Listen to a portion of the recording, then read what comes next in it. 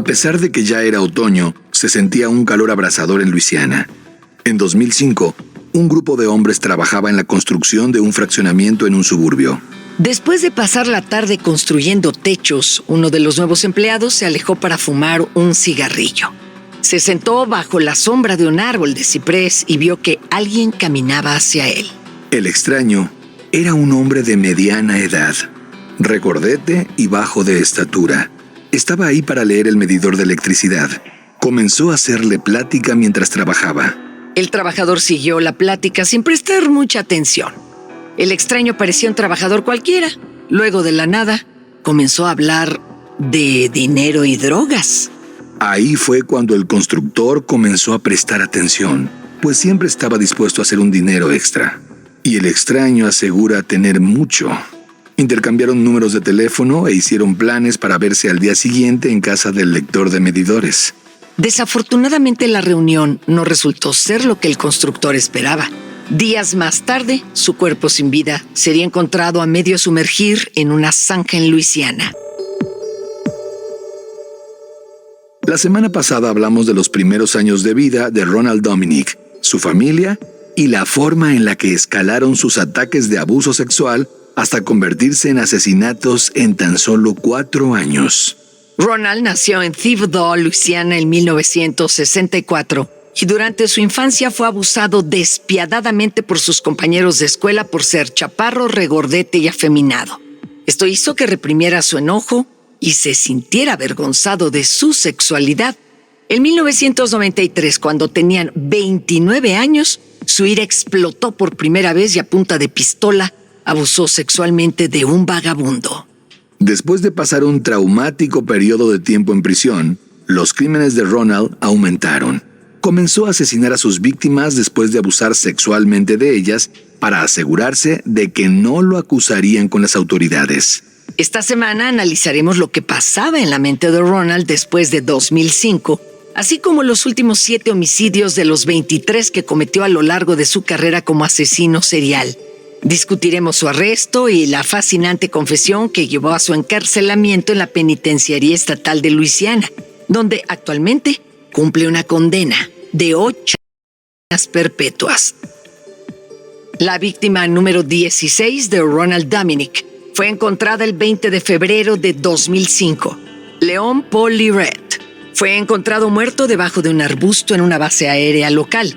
Al igual que muchas de las víctimas del estrangulador del pantano, había pocas evidencias. El calor y la humedad de Luisiana aceleraba la descomposición de los cuerpos de las víctimas, acabando así con cualquier evidencia que pudiera ayudar a las autoridades. El mes siguiente, la policía finalmente organizó un escuadrón para atrapar al asesino. Dicho escuadrón estaba conformado por 14 oficiales de policía de los condados locales, varios policías estatales e incluso miembros del FBI. Pasó casi una década, de julio de 1997 a marzo de 2005, para que la policía admitiera públicamente que había un asesino serial en el área. Pero ahora, por fin, las autoridades estaban enfocando todos sus recursos en la captura del estrangulador del pantano.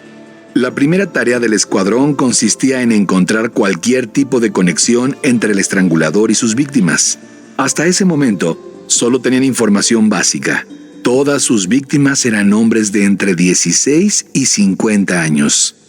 La mayoría no tenía hogar y muchos sufrían de adicción a las drogas. Los cuerpos regularmente eran desechados cerca de la carretera en un radio de 60 millas entre la pequeña comunidad de Houma y Nueva Orleans. A pesar de que las víctimas tenían muchas cosas en común como apariencia física y estilo de vida, no tenían ningún tipo de conexión social. Ninguna de las víctimas se conocía entre sí y la mayoría habían sido vistas por última vez en lugares diferentes a los que fueron encontrados sus cuerpos. La estrategia que utilizó Ronald para deshacerse de los cuerpos ayudó a mantenerlos suelto por tanto tiempo. Ahora y a lo largo de este episodio, Vanessa va a contarnos un poco de psicología. Por favor, hay que tomar en cuenta que Vanessa no es una psicóloga o psiquiatra profesional, pero ha hecho una amplia investigación para este show. Gracias, Greg. De acuerdo a la psicóloga, doctora Deborah Sherman Coughlin, La mayoría de los asesinos seriales tratan de deshacerse de los cuerpos lo más pronto posible para no ser vistos cerca de sus víctimas, mientras que los que tienen más experiencia como asesinos se toman su tiempo y van a zonas apartadas. Entre más tiempo pasa sin que el cuerpo sea encontrado, más desaparece la evidencia. Sin duda, Ronald tomaba su tiempo para deshacerse de los cuerpos. A pesar de que no siempre los escondía bien, siempre estaban lejos del lugar de su muerte. También los dejaba al aire libre, lo que aceleraba su descomposición. La falta de evidencia física en los cuerpos era algo que fastidiaba constantemente a los investigadores. Dificultaba clasificar y enlistar a las víctimas. Como el estrangulador del pantano no utilizaba un arma específica, no siempre estaba claro si los individuos habían sido estrangulados o habían muerto de asfixia por otras circunstancias. Las autoridades querían evitar atribuir víctimas equivocadas al estrangulador. Mientras la policía hacía todo lo posible para llevar a cabo la investigación, el número de cuerpos encontrados seguía aumentando. En abril de 2005, un mes después de que se formó el escuadrón, otros 2 cuerpos fueron descubiertos, aumentando a 18 el número de posibles víctimas del estrangulador. La primera víctima que se añadió a la lista fue August Terrell Watkins III, un residente de Houma de 31 años. Su cuerpo fue encontrado al lado de la carretera interestatal, pero estaba tan destrozado y dañado por el sol que no se pudo determinar la causa de su muerte. Pero de acuerdo al nuevo protocolo instituido por el escuadrón, cualquier víctima del sexo masculino que fuera encontrada sin heridas de bala o apuñalamientos sería ligada al estrangulador del pantano. August encajaba perfectamente con la descripción de las víctimas del estrangulador. Su exnovia lo había obligado a salirse del departamento que compartían, por lo que seguramente estaba viviendo en las calles. Era alto, atractivo y necesitaba dinero. Una fuente reportó que un hombre blanco se había acercado a la nueva novia de August. Ella informó a la policía que el hombre le dijo que estaba buscando a su novio. Sabemos que Ronald regularmente recogía a sus víctimas en su camioneta para después llevarlas a lugares más alejados. Y en más de una ocasión había hecho planes de regresar más tarde por la víctima para llevarla a conseguir drogas. Desafortunadamente, un hombre blanco en una camioneta es algo bastante común en Luisiana. Esta pista no sirvió de mucho a la policía. Un par de semanas más tarde, el 28 de abril de 2005, la policía encontró el cuerpo de Kurt Cunningham, de 23 años, flotando en una zanja. La víctima vivía en Thibodaux, la pequeña comunidad en la que creció Ronald, pero fue visto por última vez en Houma el 8 de abril. Su última locación conocida fue la casa rodante en la que vivía muy cerca de la casa de la hermana de Ronald. Al igual que August, el cuerpo de Kurt estaba extremadamente deteriorado. Cuando lo encontraron, llevaba al menos 20 días de haber fallecido. Una vez más, todas las posibles evidencias habían desaparecido. La causa de la muerte de Kurt no pudo ser determinada. A pesar de que no había evidencias físicas en los cuerpos, la zona en la que estos habían sido encontrados permitió a la policía delimitar el área en la que operaba el asesino. Para finales de abril de 2005, habían sido analizados todos los sitios en los que se encontraron cuerpos. Las autoridades estaban casi seguras de que el asesino operaba desde el municipio de Terrebonne, cuya ciudad principal es Houma. Las autoridades estaban comenzando a identificar los hábitos de Ronald. Ronald nunca vivió demasiado lejos del pueblo en el que nació. Pocas veces salía del área para buscar víctimas.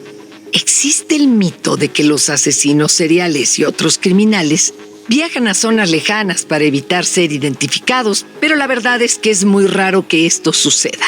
De acuerdo al Dr. Scott Vaughn, profesor de criminología, la mayoría de los asesinatos operan dentro de una zona geográfica determinada.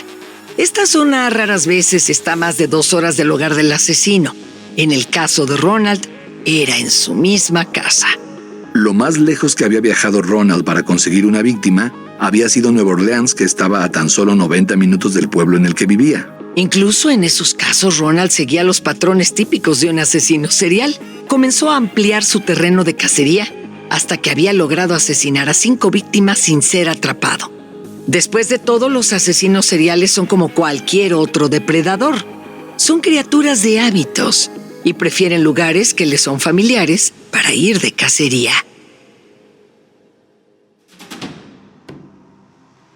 A pesar de la presencia policíaca y la cobertura de los medios de comunicación en 2005, Ronald, de 41 años, no disminuyó sus asesinatos.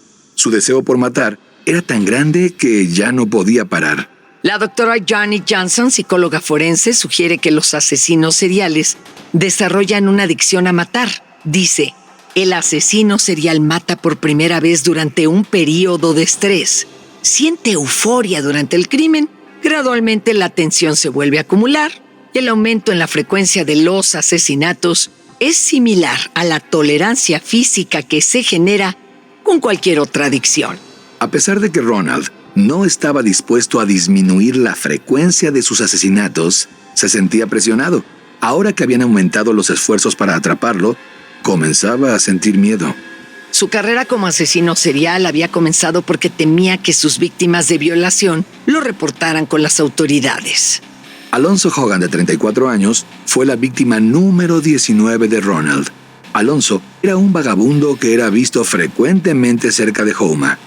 Ronald vio a Alonzo en su bicicleta por una zona remota del pueblo y decidió abordarlo. Alonzo, entusiasmado, conversó con Ronald, esperando que le ofreciera dinero. Ronald le propuso pagarle a cambio de sexo. Una vez que Alonzo aceptó ser atado en la casa rodante, Ronald tomó su tiempo abusando de él y estrangulándolo. Llevó el cuerpo a una zanja y trató de aventarlo al agua para que se sumergiera, pero tuvo problemas en la oscuridad. Alonzo no era un hombre pesado, pero a Ronald le comenzó a doler el pecho debido a su enfermedad del corazón. Lo único que pudo hacer fue sacar el cuerpo de su auto. Arrastrarlo hasta la zanja le fue imposible. Terminó dejando el cuerpo fuera del agua y se fue a casa adolorido. Alonzo fue encontrado al día siguiente, el 2 de julio de 2005. Esto fue algo significativo, pues hacía tiempo que no se encontraba una víctima del estrangulador al día siguiente. Los detectives estaban emocionados de al menos poder extraer algo de evidencia física del cuerpo. Había marcas en las uñas de Alonzo, que sugerían que había sido atado o esposado. Sin embargo, después de pasar horas en la escena del crimen y el laboratorio, el departamento forense no encontró nada. Ronald era muy cuidadoso. Siempre usaba protección cuando abusaba sexualmente de sus víctimas y hacía lo posible por no tocar a su presa. Si la víctima sangraba, lo que ocurría frecuentemente cuando Ronald la estrangulaba, se aseguraba de recolectar la sangre en una bolsa de plástico y se deshacía de ella en algún otro sitio. Una vez más, la policía estaba a un paso del estrangulador del pantano y sus desastrosas consecuencias. Un mes después del asesinato de Alonzo Hogan, fue encontrado el cuerpo de Wayne Smith, de 17 años, en una zanja similar. El cuerpo estaba tan descompuesto que fue muy difícil reconocerlo. Su madre diría más tarde: puse algo bajo tierra y en verdad no sé si mi hijo está muerto o no, porque no tuve la oportunidad de ver a mi bebé. La comunidad se estaba desmoronando. La gente dejó de salir sola en la noche. Ponían especial atención a cualquier coche o persona desconocida que pasara por el pueblo. Y justo cuando la policía pensó que estaba progresando en la investigación del asesinato de Wayne Smith, se topó con una tragedia. El 25 de agosto del 2005, el huracán Katrina azotó Luisiana. Todo el municipio de Terrebonne estaba inundado. En algunas zonas el agua pasaba los 3 metros de profundidad. No es necesario decir que se tuvo que reasignar a todos los oficiales del escuadrón que investigaba al estrangulador del pantano. Miles de personas quedaron atrapadas en sus casas y necesitaban ser rescatadas. Otras miles necesitaban atención médica y ayuda para enfrentar el desastre. Se detuvieron todas las investigaciones del municipio por 6 meses. Había muchas cosas por hacer, pero mientras la policía estaba ocupada atendiendo a las víctimas de la tormenta, Ronald seguía suelto. Septiembre de 2005 fue muy difícil para los residentes del municipio de Terrebonne. El huracán Katrina acababa de azotar y la policía estaba enfocada en proporcionar ayuda a las miles de víctimas. Pero para Ronald Dominic, el estrangulador de pantano, fue el momento perfecto para matar de nuevo. Ese mes, el cuerpo de Chris DeVille, de 40 años, fue encontrado en un plantío de caña de azúcar en las afueras de Houma, lo que puso en una situación difícil a los detectives. Chris era hermano de un oficial del Departamento de Policía de Houma. Cuando desapareció a principios de septiembre, su familia asumió que había viajado hacia el norte, donde el huracán había provocado menos daños y había electricidad. Después de que su cuerpo fue descubierto, el departamento entero pasó por un período de luto. Era angustiante saber que mientras ellos hacían todo lo posible por ayudar a los ciudadanos, había un asesino que hacía sufrir a las personas. Asesinar al hermano de un oficial de policía no significaba nada para Ronald. Para ese entonces, todos sus asesinatos se habían comenzado a enredar en su mente. Nunca recordó los nombres de sus víctimas, a pesar de que algunas veces tenía pesadillas en las que veía sus últimas expresiones de agonía. 2 meses después de matar a Chris DeVille, buscó a otra persona, Nicholas Pellegrin, de 21 años. Nicholas trabajaba en construcción en un suburbio de Houma. Ese mes, Ronald estaba trabajando leyendo medidores de electricidad. Caminaba de casa en casa buscando a posibles víctimas. Ronald confesaría más tarde que cuando vio a Nicholas, sintió un deseo abrumador por tener sexo con él. Comenzó a platicar con Nicholas, utilizando la misma táctica de siempre, dirigiendo la conversación hacia las drogas. Nicholas sugirió que podía conseguir marihuana para Ronald a muy buen precio. Intercambiaron números de teléfono y Ronald lo llamó un par de días después. Invitó a Nicholas a su casa para que le entregara las drogas. Una vez que estaba ahí, Ronald lo amenazó y lo ató a punta de pistola. Cuando Nicholas intentó defenderse, Ronald lo asfixió con un pedazo de cuerda. Para deshacerse del cuerpo, Ronald viajó de regreso al área residencial en la que había conocido a Nicholas y aventó el cuerpo en un matorral al final de un camino de grava. Un residente encontró el cuerpo una semana más tarde e informó a la policía. Con la cantidad de cuerpos que estaban encontrando cada mes, los detectives estaban preocupados de que la población entrara en pánico. Recibían decenas de llamadas de ciudadanos de Houma que aseguraban tener alguna pista del asesino, pero ninguna les funcionó. A algunos oficiales les preocupaba que si no había ningún progreso pronto, la ola de asesinatos escalaría aún más. El asesinato de Wayne Smith, de 17 años, preocupaba especialmente a los detectives. Era la víctima más joven, lo que los hizo cuestionarse si los niños también estaban en peligro. Por suerte, la policía pudo darse un respiro en noviembre de 2005. Se había asignado la tarea de recopilar información sobre delincuentes sexuales a un oficial llamado Bill Knoll. A pesar de que no había encontrado nada, recibió una perturbadora llamada telefónica durante su investigación. La madre de Ricky Wallace, un adicto rehabilitado, llamó asustada al oficial Newell. Estaba aterrorizada después de que un amigo de su hijo había aparecido estrangulado en una zanja del drenaje. Ricky había platicado sobre los rumores del estrangulador del pantano con su madre, y después comenzó a tener pesadillas en las que lo ataban y abusaban de él. La madre de Ricky presentía que su hijo sabía más del asesino que lo que le había contado.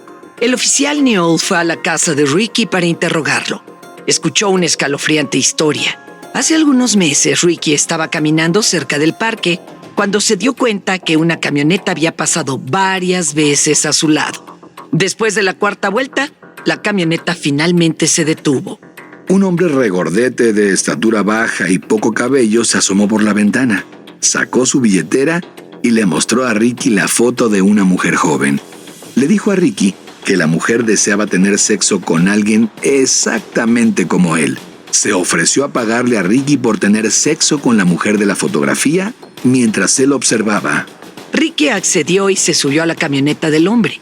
El extraño lo llevó a una casa rodante en Bayou Blue. Por supuesto, la mujer nunca apareció. El hombre misterioso le dijo a Ricky que para conocerla tenía que desnudarse, cubrirse con una toalla, acostarse boca abajo y esposarse. Ricky estaba dispuesto a hacer lo que fuera por dinero, pero esposarse era demasiado. Se negó. Por 40 minutos, el hombre trató de convencer a Ricky sin ningún éxito. Su negación provocó una discusión. Ricky le exigió al extraño que lo llevara de regreso al parque, pero el hombre no lo quería dejar ir. Intentaba desesperadamente de convencerlo de que se atara para tener sexo. Ronald era un hombre cuidadoso y temeroso. Necesitaba que sus víctimas estuvieran inmovilizadas para sentirse cómodo, a pesar que los estuviera amenazando con una pistola.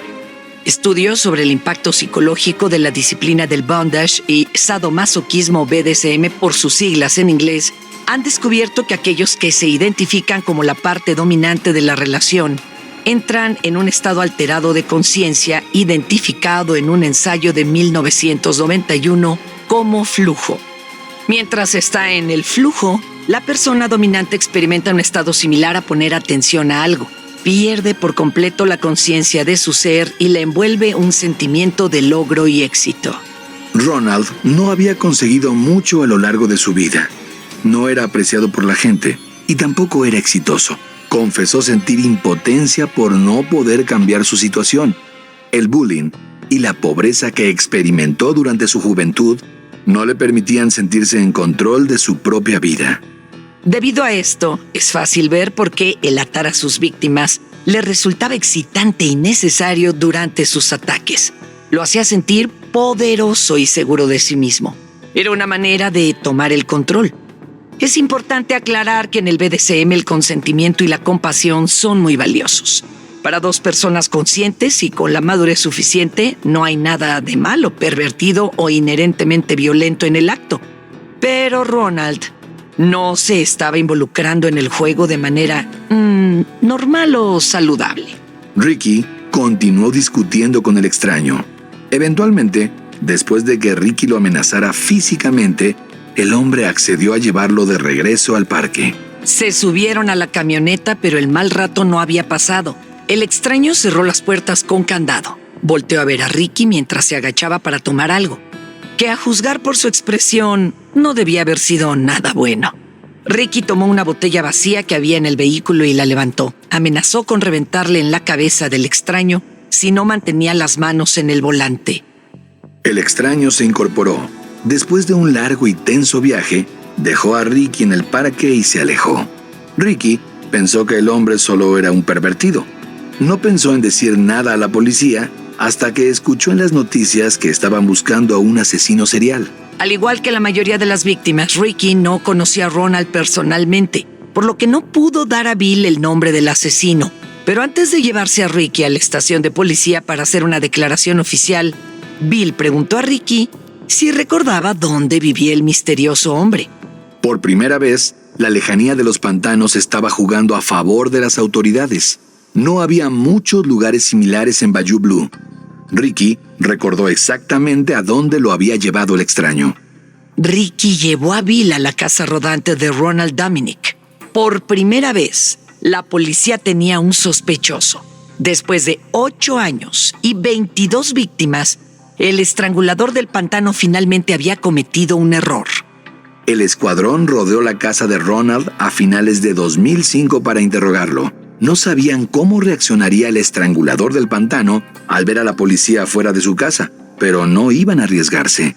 Pero se sorprendieron cuando el sospechoso les abrió la puerta con una sonrisa. El hombre que tenía frente a ellos no se veía como esperaban. En ese entonces, el estado de salud de Ronald no era bueno. Usaba un bastón para caminar y acababa de sufrir un ataque al corazón. Definitivamente no se veía como alguien que podía atacar y asesinar brutalmente a 22 hombres. Además de eso, se mostró cooperativo con las autoridades. Rápidamente accedió a ir a la estación de policía para ser interrogado. Cuando la policía mencionó las quejas que había en su contra, Ronald se defendió. Dijo que el bondage era parte de un acto sexual consensuado. Ronald aceptó dar muestras de ADN, lo que confundió aún más a los investigadores. La historia de Ricky había hecho creer a la policía que Ronald era el culpable, pero su cooperación y estado físico los estaba haciendo dudar. Después de que Ronald dio a la policía muestras de su ADN, regresó a su casa en Blue Bayou. Cuando regresó a casa, Ronald se sentía miserable. Había estado esperando la visita de la policía por mucho tiempo. A pesar de que era precavido, sabía que había ido demasiado lejos con sus asesinatos, pero no podía parar. Cuando los llevaron a la estación, se dio cuenta de que lo único que podía hacer era cooperar. Para engañar a los investigadores, utilizó la misma estrategia con la que atraía a sus víctimas. Pretendió ser un hombre dócil y sumiso. Su única esperanza era que sus muestras de ADN no lo ligaran con ninguna de las víctimas, pues casi todos los cuerpos se habían comenzado a descomponer bajo el duro clima de Luisiana antes de que fueran descubiertos, por lo que existía la posibilidad de que la policía no encontrara nada. Ronald tuvo suerte una vez más. Debido a un inusual aumento en los casos de asesinato durante 2005 en Luisiana, los laboratorios estatales estaban llenos con muestras de ADN. La policía había encontrado vello en los cuerpos de Oliver Vance y Manuel Reed, quienes fueron asesinados por Ronald en 1998 y 1999. Pero para que se pudiera analizar el cabello, tuvieron que contratar otra compañía. Esa compañía también tenía mucho trabajo e informó a los detectives que la espera podría tardar hasta un año. El escuadrón no sabía qué hacer. Decidieron postergar el arresto de Ronald y solo vigilarlo las 24 horas del día. Después de la muerte de 22 hombres, la policía quería estar 100% segura de atrapar al asesino correcto. Mantener a Ronald vigilado todo el tiempo no era una tarea fácil ni económica. Después de un año de vigilancia en octubre del 2006, el escuadrón se estaba quedando sin dinero. La policía local se turnaba para vigilar a Ronald cuando tenía tiempo, pero ya no lo vigilaba las 24 horas del día. Esto dio a Dominic la oportunidad que necesitaba para matar de nuevo.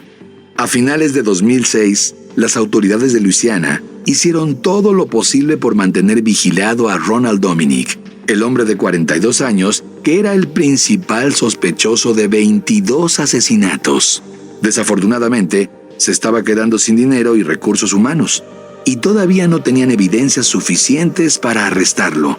Después de ser vigilado por más de un año, Ronald se dio cuenta de que la policía lo había dejado de seguir en octubre de 2006. Ya no estaban los autos que se estacionaban afuera de su casa todas las mañanas y sabía que la policía lo hubiera arrestado si hubieran encontrado algo que lo inculpara. Después de haberse controlado por tanto tiempo, necesitaba sentir de nuevo la emoción y adrenalina de matar. La policía se arrepentiría de haberlo dejado de vigilar. Para su último asesinato, Ronald no hizo muchos cambios en su fórmula.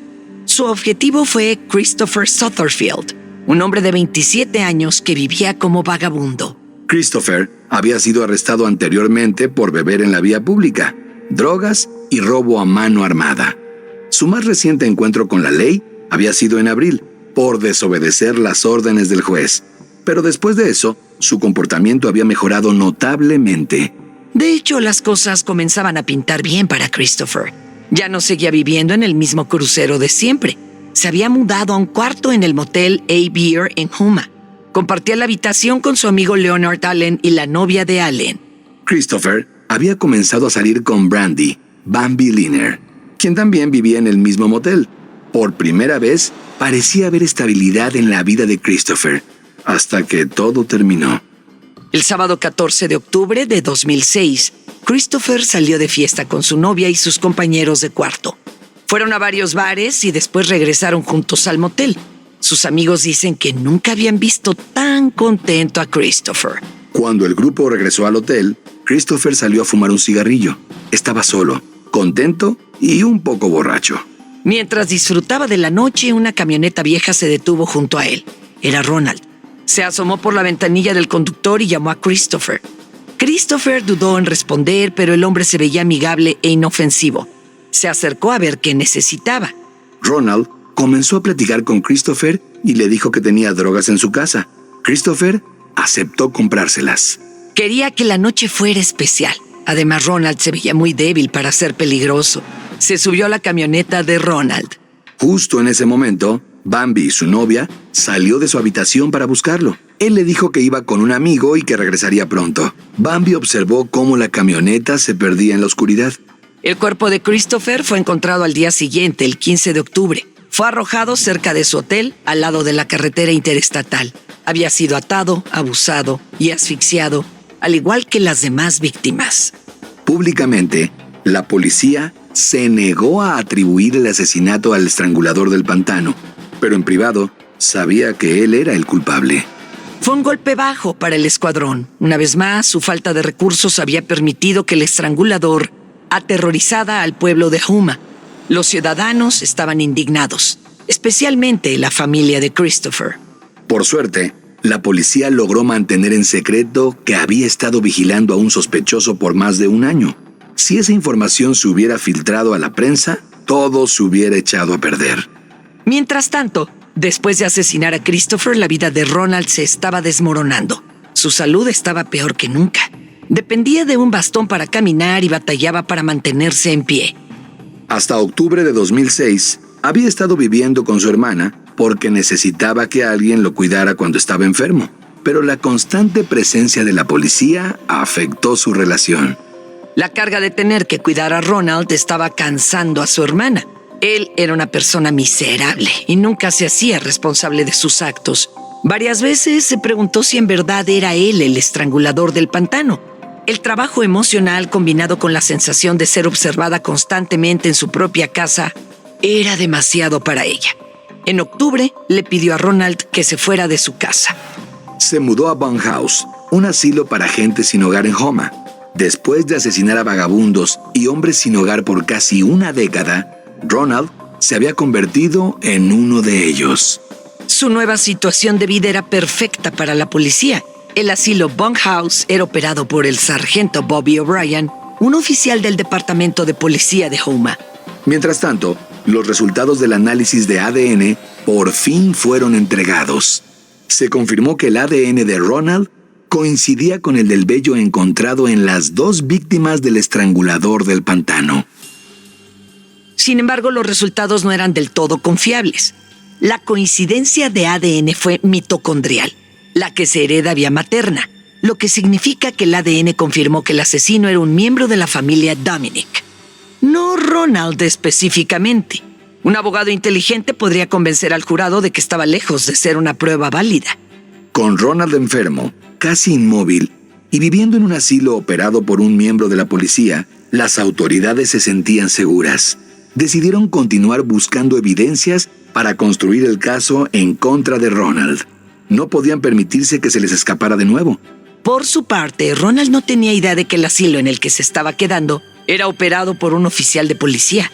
El oficial le había pedido a varios empleados del asilo que lo mantuvieran informado sobre los movimientos de Ronald. Así que, de nuevo, estaba siendo vigilado las 24 horas del día. Y aunque lo hubiera sabido, estaba distraído, ocupándose de sus otros problemas. Ya no podía trabajar, se había alejado de su hermana, una de las únicas personas que había estado a su lado a lo largo de su vida, y sabía que solo era cuestión de tiempo antes de que la policía lo atrapara. Su estado de salud era malo, y escapar no era una opción. Estaba atrapado. Las autoridades trabajaron arduamente en el caso durante los meses de octubre y noviembre. A pesar del tiempo extra que les dio la mudanza de Ronald al asilo, no pudieron encontrar más evidencias físicas en los cuerpos de las víctimas del estrangulador. Ya había pasado demasiado tiempo y los cuerpos estaban muy descompuestos. En lugar de darle oportunidad a Ronald de cobrar una vida más mientras buscaban evidencias, las autoridades finalmente decidieron ir con un juez para solicitar una orden de aprehensión el 1 de diciembre de 2006. Planearon culpar a Ronald por la muerte de Oliver LeBanks y Manuel Reed, las víctimas de las que habían tomado las muestras de ADN. Un grupo de detectives encubiertos sacó a Ronald del asilo a las 3 de la tarde. 3 horas más tarde, había sido procesado e inculpado. El interrogatorio de Ronald Dominic comenzó esa noche. El hombre de 42 años llegó a la estación de policía con la ayuda de un bastón. Como siempre, se mostró dócil y cooperativo frente a las autoridades. Al inicio, los detectives no fueron duros con Ronald. Él contestó sus preguntas de manera tranquila, pero nunca hizo contacto visual. No negó haber conocido a los hombres por los que se le acusaba de asesinato. Tampoco negó haberlos matado. En lugar de eso, aseguró que ambos homicidios fueron en defensa personal. Confesó haber conocido a todos los hombres que aparecieron en las fotografías que la policía le mostraba. Cuando las autoridades mostraban un poco de enojo o irritación, Ronald se acobardaba y contaba todo. Lo que siguió fue una serie de horrendas historias, intercaladas con largos periodos de sollozos y llanto. Ronald dio detalles específicos sobre muchos de sus crímenes y aseguró no sentir remordimiento por ninguno de ellos. Después de tantos asesinatos, tenía problemas recordándolos a todos. Hay varias razones por las que Ronald pudo haber confesado tan fácilmente. La primera fue su inevitable captura. Probablemente se había percatado de la situación y sabía que no había mucho por hacer. Antes de su arresto, Ronald dijo sentirse tan miserable que había pensado en el suicidio.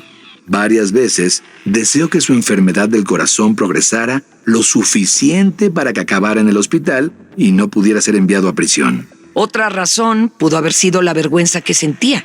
Aunque la vergüenza y la culpa frecuentemente se mencionan indiscriminadamente, el doctor Neil Burton hace una distinción entre ambas.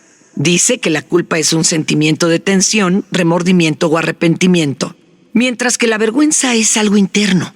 Los sentimientos de vergüenza a menudo conducen a una respuesta defensiva, incluyendo negación de la responsabilidad. Pareciera que Dominic nunca sintió culpa de sus asesinatos, si consideramos que nunca intentó entregarse a las autoridades. Pero es probable que haya sentido vergüenza. El Dr. Burton cita un estudio que liga los sentimientos de vergüenza con los criminales reincidentes.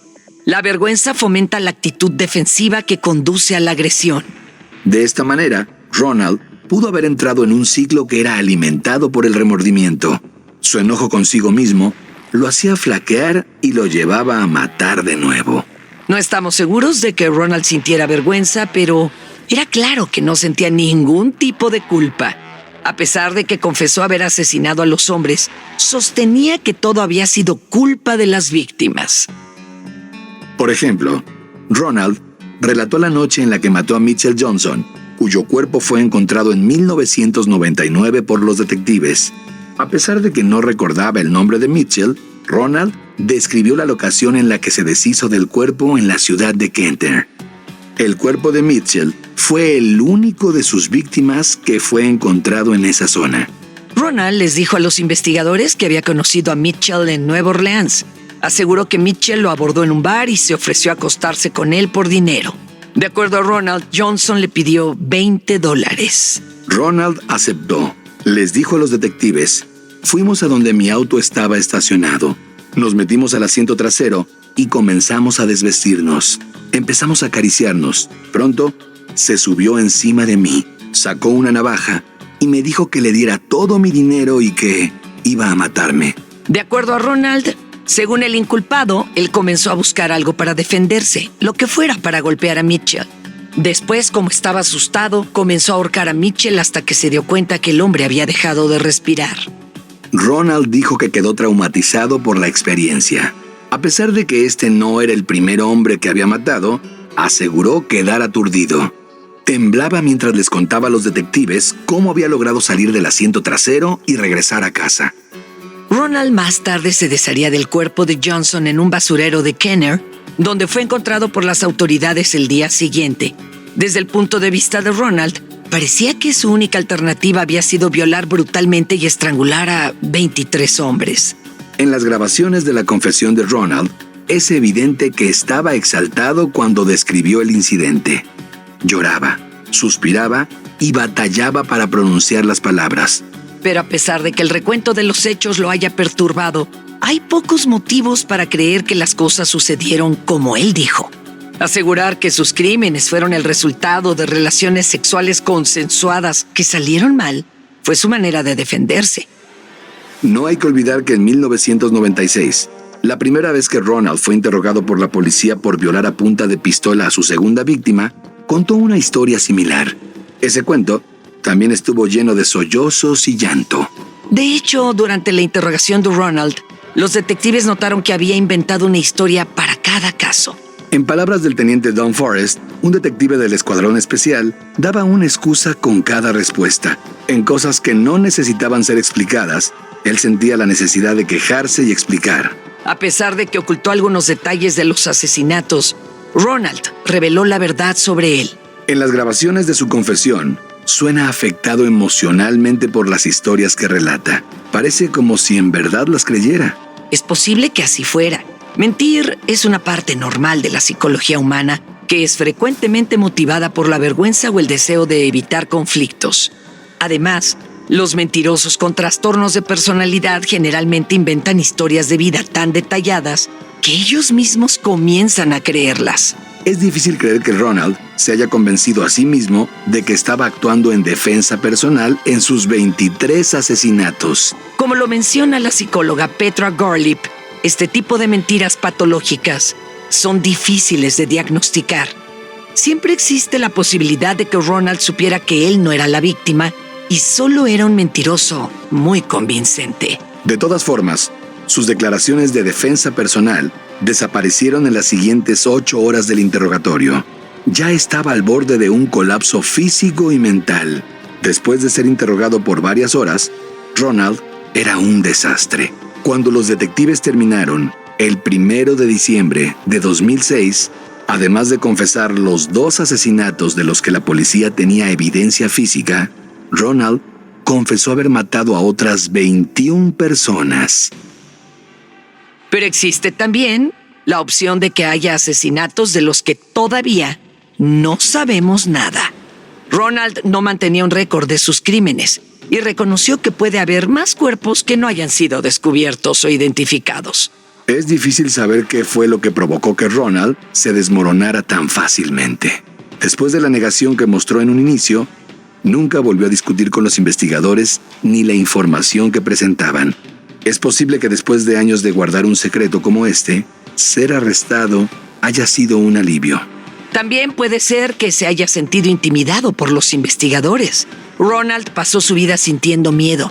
Les tenía miedo a sus abusadores de la escuela, a los extraños que pasaban por la calle, al mundo en general. También está el asunto de su salud.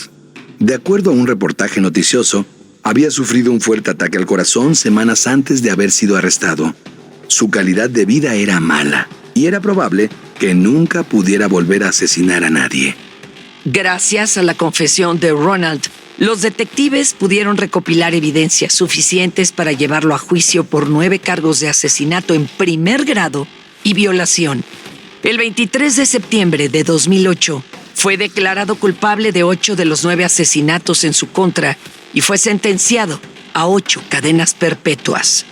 En 2008, a la edad de 44 años, la peor pesadilla de Ronald se volvió realidad. Fue enviado a la penitenciaría estatal de Luisiana en Angola. Más tarde, le dijo a un periodista que deseaba que lo hubieran matado. Lamentaba el hecho de que la atención médica estatal le hubiera salvado la vida después de sufrir varios ataques al corazón mientras estaba encarcelado. Las comunidades rurales del municipio de Terrible se han tranquilizado desde el juicio de Ronald, pero de nuevo están fuera del ojo público y siguen sufriendo de la misma discriminación y negligencia que permitieron operar a Ronald por más de una década. La gente sigue tomando precauciones cuando sale por la noche y nadie hace autostop. El pequeño pueblo del sur de Luisiana nunca volverá a ser el mismo. Gracias al estrangulador del pantano, nadie sabe si debe confiar en el tranquilo y dócil hombre que vive en la casa rodante de al lado.